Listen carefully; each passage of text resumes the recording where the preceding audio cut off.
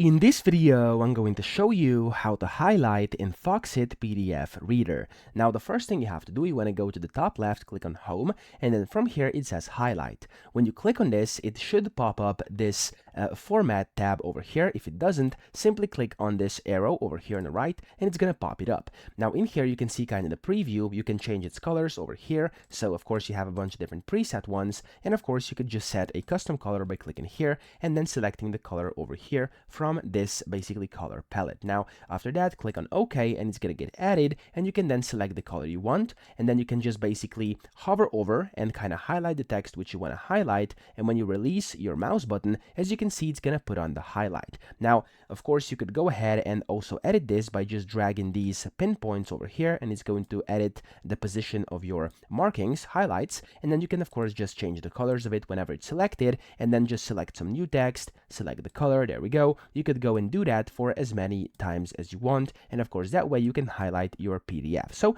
that's how to do it. I hope this video helped you out. If it did, please subscribe to the channel and help me out as well.